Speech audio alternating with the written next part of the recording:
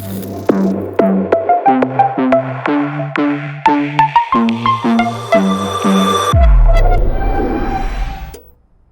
morning, everyone, and welcome to our latest Elev-8 podcast. So today I'm going to be talking to Paul Matthews, and we're going to be covering the topic, which is all around, is learning facing a new problem right now, or has COVID just surfaced an old problem? So I'll let Paul say hello in a minute, but just to introduce that Paul is the CEO of People Alchemy, a business that focus on learning in the flow of work and ensuring that it results in measurable and sustainable changes in behaviour. So something I'm quite passionate about, and Elev-8 as a business is quite passionate about. So this session is relating to how COVID has or hasn't changed the need of the learning function. And in particular, we'll look at some of the views that Paul covers in his new eBook, which is named How to Reboot Training for 2020 and Beyond. So I've already said some of the things that Paul talks about is quite topical for us. This topic is close to my own heart, as I've recently had an article published in Training Journal where we too talk about the learning function and its needs to change in order to service the needs of its customers going forward. So I'll swing over to Paul to say good morning. Hi, Paul. How are you? Oh, good morning. Good morning. Good to speak to you. Thank you for joining us, Paul. We're running a number of these where we want to talk to people with an interesting and relevant view. So thank you for spending the time talking to me this morning. I'll let Paul introduce some of the points that he makes in his books. You know, I'm certainly noticing, and what we were talking about recently, and what got us to the point of wanting to cover this podcast is, you know, we're very much in the client space. So we consult with organisations around sales, customer service. So a lot of our work is done on boots on the ground, face-to-face environment. And we're finding a lot of our customers are just asking the question, right, can you shift your content straight to virtual? And, you know, what we're trying to do is talk to people around is not just changing the medium to virtual. Actually, what we have to do is really look at, is that method of delivery going to solve the problem? So what is the problem we're trying to solve? And really taking a step back to that point rather than just, you know, turning content into a virtual delivery. So I know you talk a lot about this in your book, Paul. Do you want to give us a bit of an overview of, some of the things that you're talking about on this topic? I think you've kind of got to the nub of it there, is taking that step back and saying, well, why are we doing this anyway? So rather than just that knee-jerk reaction of let's take what we're doing in a traditional classroom approach and shift it into the virtual classroom, this is a great opportunity to take a step back and saying, well, why are we doing that? What are we seeking to achieve as a result of doing that training? And then that starts to inform better how you should design what you're doing going forward. And usually when I ask people about, well, why are you doing this training?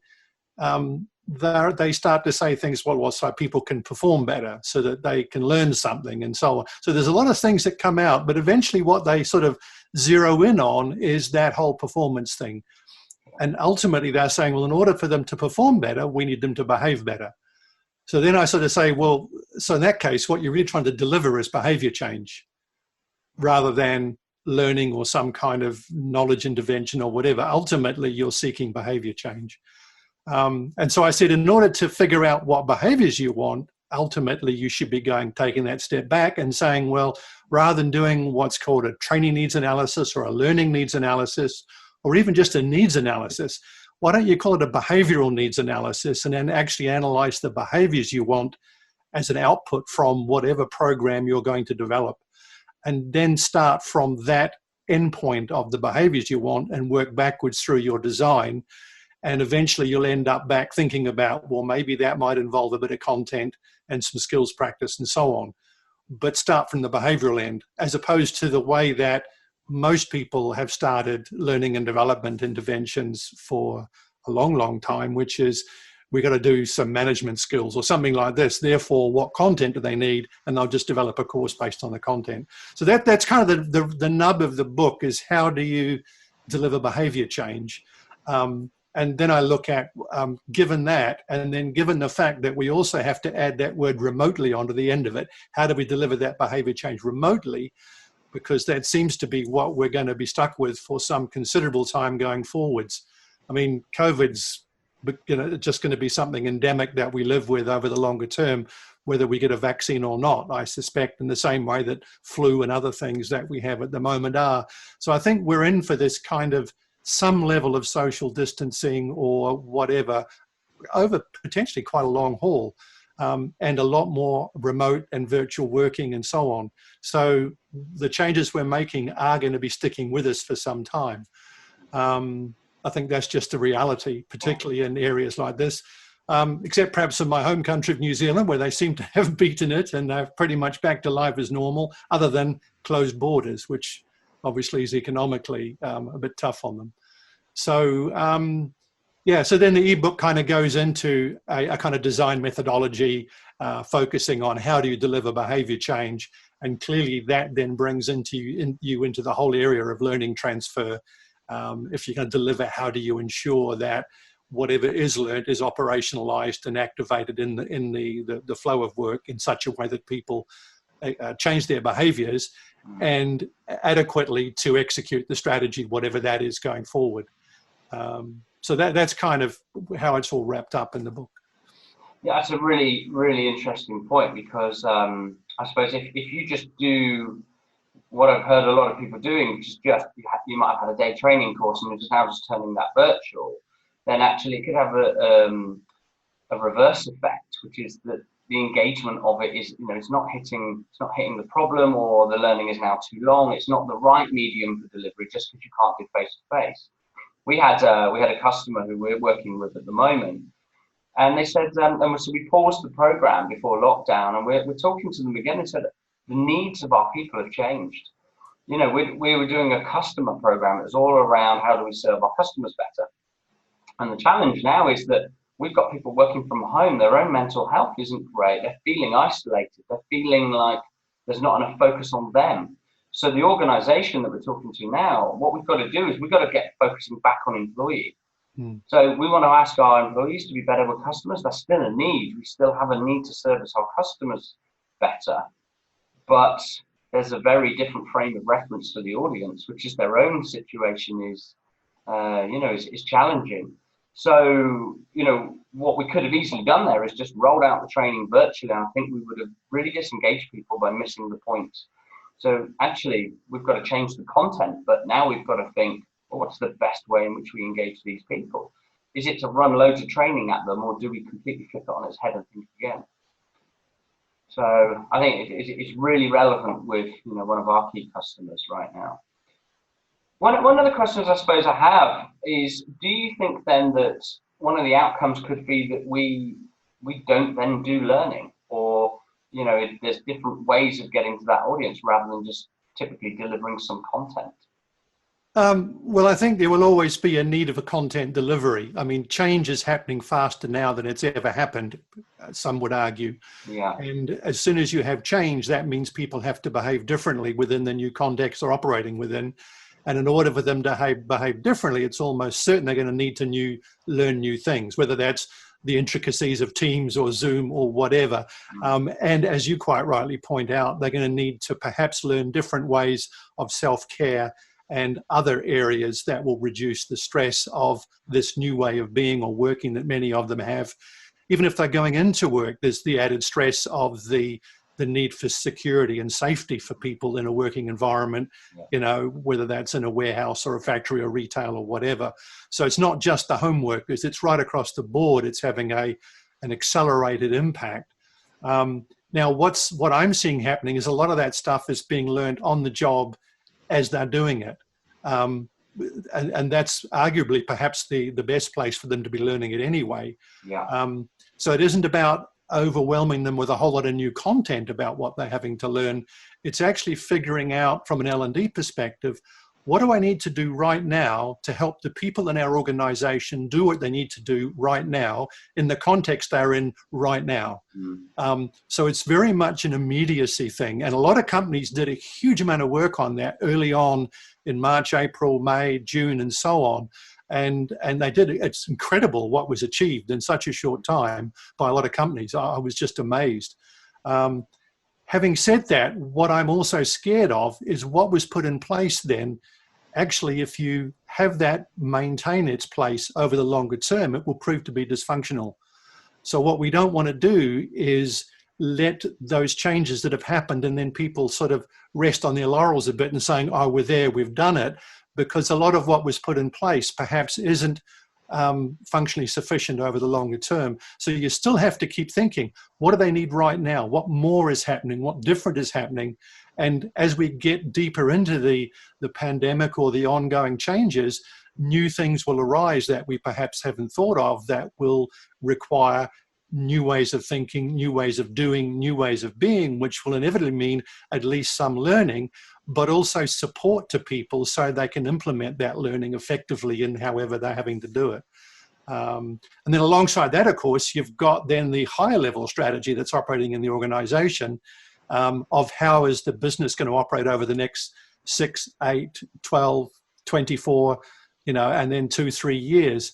So that also has to be considered. So you've got that immediate stuff, and then you've got the strategic longest term stuff that the organization's operating within, and you have to cater for both. So there's almost 2 streams running there for learning and development to be thinking about right now.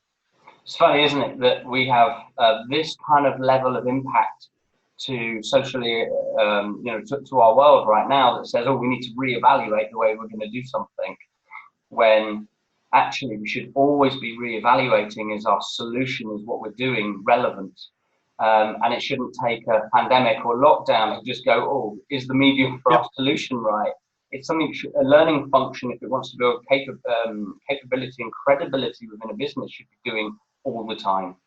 Because otherwise we could always be missing changes in the organization that means that our solution wasn't right or the medium for delivery wasn't right. I think that also makes a good point for something I know you're passionate about, which is making sure that when you are working, you have access to the right knowledge, skills, learning, content that's important.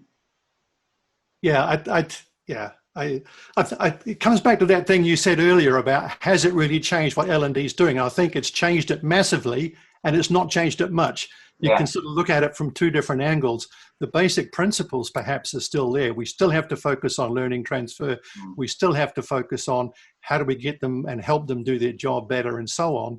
But there's also that immediacy thing. So has COVID changed it? Yes, it has. But actually at some levels, in some ways, the same basic principles are still in place for learning. And that whether we were actually fulfilling those earlier or not, and I think in many cases we were not, but what the pandemic has done has loosened the cement and the bricks that were the kind of the foundation of how we were doing things. So in effect, it's a bit like Kurt Lewin's model. Stuff has now been unfrozen to the extent that change is much more easy to implement from L&D perspective. So this is a wonderful opportunity for learning and development to change the way it's doing things with a lot less resistance from the senior team, from the organization in general, perhaps that used to be totally addicted to training. I needed a 12-step program to break the addiction. But now that addiction is kind of broken because they're aware that the way it was done is no longer possible. And they're kind of a little bit at sea of saying, well, if we can't do face-to-face, then what? L&D has the ability to step in and say, well, here's a way to do it. This is what we're going to do going forward. And that kind of proactive stance comes back to what something you and I were chatting about just before we started recording, is the how L&D sets itself up as a partner, as a proactive part of the organization. And I think it's in a great space right now. I mean, so much learning is required because of the pandemic, because of the rate of change. We've got this unfreezing of what was perhaps the paradigm of how it was done. It's a great opportunity. I think it really is. Yeah, and you I know you have a technology solution as one of your products that you have. And so where do you see the role of technology and performance support tools and things that help that kind of learning happen in the flow of work? Where do you see that working really well? Well, I mean, the technology is clearly, just imagine if this pandemic had happened 10 or 15 years ago, we wouldn't have been able to do the level of remote working because just the tools were not there. So this kind of digital transformation has been accelerated incredibly. The ability to reach out to people over different space, not so much space and time, but certainly in terms of space, has meant that we could function incredibly effectively, amazingly effectively, given the remote nature of how we've had to operate. So I think that technology has been a huge enabler. And the same thing is with learning and development. There's a great acceleration in some of the new stuff that's happening. I mean, a lot of things that we're doing, which is new, but one of the things that we're very focused on is that kind of shift away from kind of an event-based learning model, which is sort of the traditional classroom, and by the way, the virtual classroom, to a more program model. Because in my books, if you want to change someone's behavior, it means they've got to do something. It sounds obvious, but in order for people to do something different, they have to do something. Because if they don't do anything at all, there will be no change. So you've got to actually get them doing things, and you will change behavior and will deliver new behaviors to them, if you want to put it that way, by getting them to do tasks over a period of time. So what you've really got, in a sense, is a workflow problem, not a learning problem. You've got to deliver lots of little activities spread over a period of time, maybe months, even years, to get them where they're practiced and they've experimented what they've got. What they're doing has become habitual and eventually becomes embedded in how they do things. And that sustained ongoing change in behavior just becomes how things are. And that's the sort of the ultimate goal. But you're never going to get that from an event-based approach like the traditional training. You've got to have a problem. So you've got to deliver lots of little things over a period of time. And that, if you look up the definitions, is what a workflow is.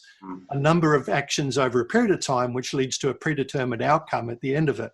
Yeah. So that's kind of where our technology focus is on managing that workflow, those sequence of activities, but from a learning perspective, with the outcome being behavior change. And I think that solves two things, doesn't it? So one of them will be, obvious to many of our learning and development kind of listeners, which is sustainability is key. Yeah. So you have to have we still, but believe it or not, we still see clients that are doing one big training event, to your point, and haven't considered what are the little continual things that happen, and we deliver to people to help that behavior change stop. And I suppose one of the points we're talking about just a minute ago was never stopping that, because you should always be continually evolving and rethinking the next stage of the journey or the continual path. But I think the other thing that it does is it gets us around a big problem that we've just faced. So a lot of operational teams will have a new problem right now, which is capacity. So, less people in a retail estate, less people in offices, more diverse spread workforce. And so capacity and getting people together and, some of the luxuries that people might have had operationally are now not there.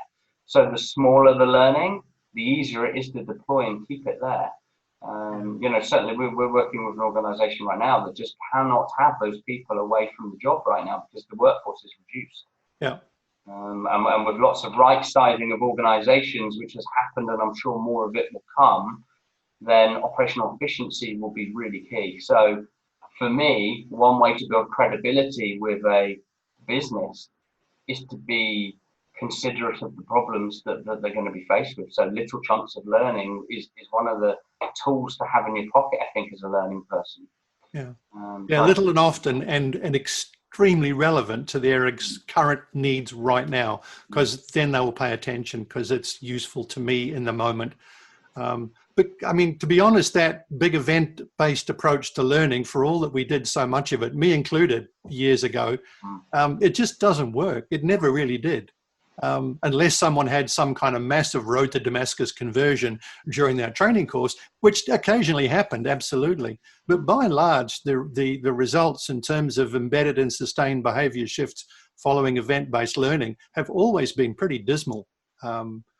And that problem hasn't gone away. And in fact, it makes it even worse if you shift it as an event-based into a virtual classroom, because you've got potentially even less engagement. Yeah. Now, ultimately, you can get equivalent or more engagement in a virtual classroom, but it takes quite a bit of skill for a facilitator to do that.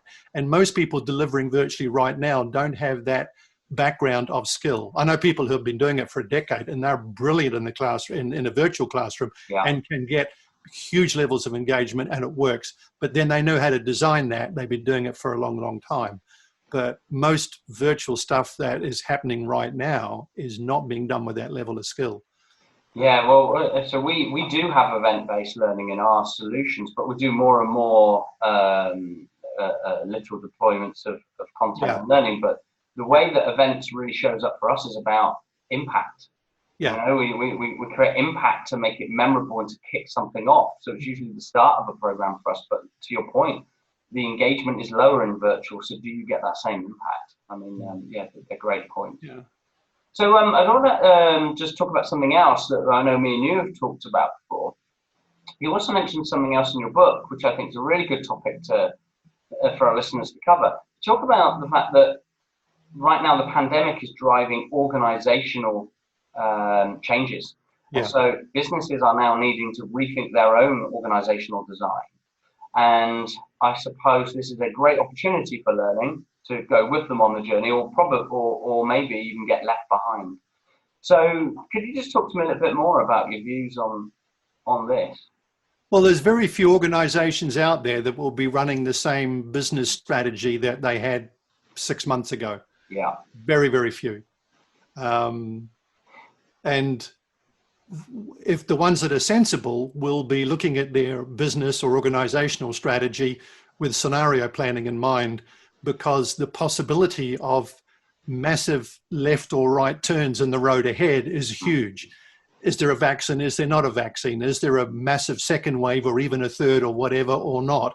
Yeah. So the potential for, you know, normally when you're looking into the future, you can sort of extrapolate reasonably, you know, unless some massive unforeseen event happens. Well, we've had that unforeseen event. It was called the pandemic.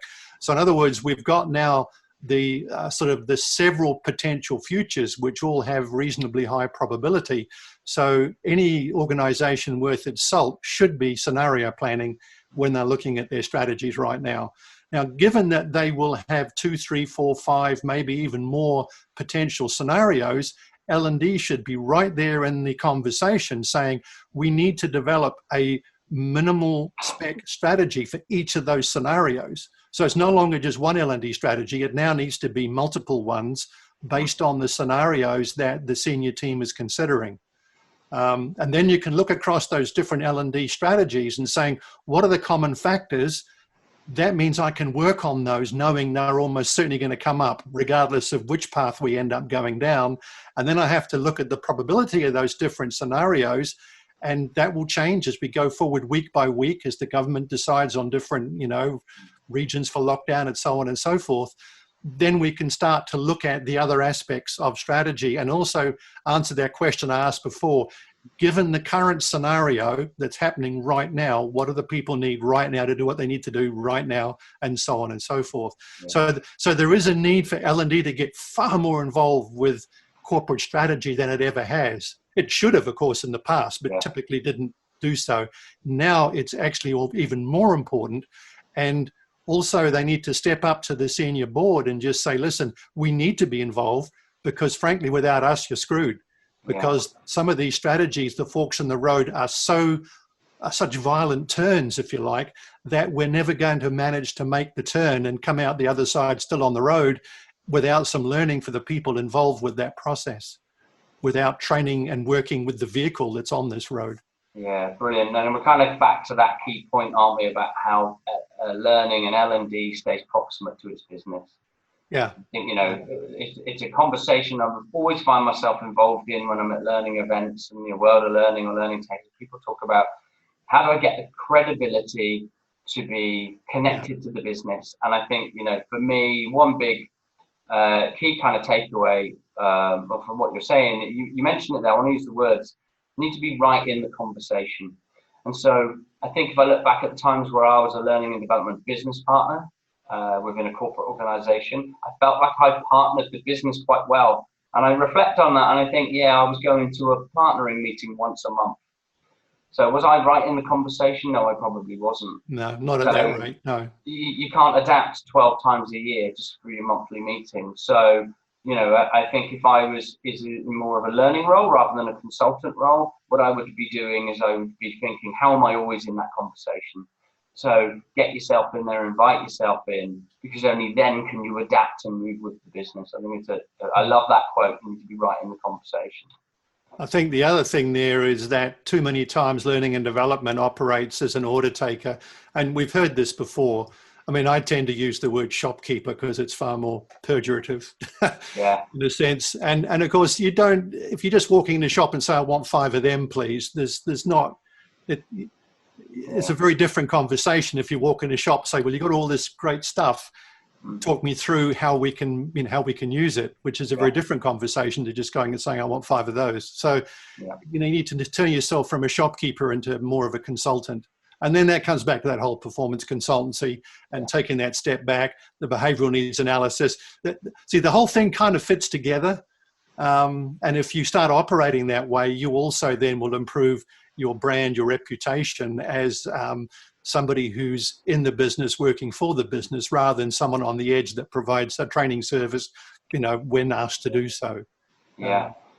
All great points. And so, Paul, we are coming to the point where we're sort of running out of time. And I think, getting into the whole performance consulting as a kind of trade, if you like, is something we could certainly talk again about. Oh, that's another podcast.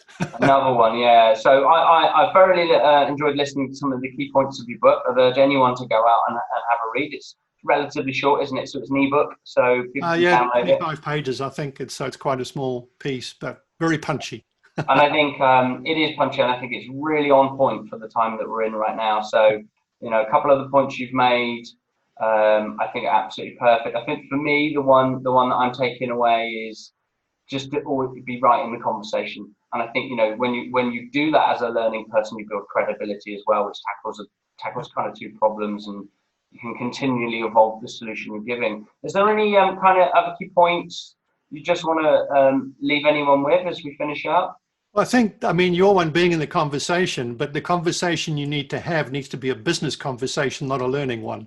Yeah. And of course, that means it's got to focus on, well, what do people need to do to execute the business strategy? And therefore, how do they need to behave to execute the strategy? Yeah. So focus on the behaviors required for effective strategy execution rather than learning or something, memorized knowledge, because it kind of, in a sense, who cares about that? We want to execute the strategy going forward. And that's a bit of a moving feast right now, that strategy, obviously, because of the rate of change. It's very hard, and I know this as a learning person, to forget your own agenda and to make sure you're focusing on the business's agenda. I think, that's key for me. Brilliant. So, very good points, Paul. I thoroughly enjoyed listening to your views. Like I said, I'd urge the listeners just to have a look, go on the website and download the ebook. I know you're constantly producing, and you're always got new points to consider to help learning professionals, so there's anyone to do that. So thank you very much for your time today, Paul. Thank you. All right, nice to stand on a soapbox. Nice to speak to you. Yeah, we get on a soapbox for a bit, and I'm sure we'll speak again soon, so thank you for that. Brilliant. Thank you. All the best.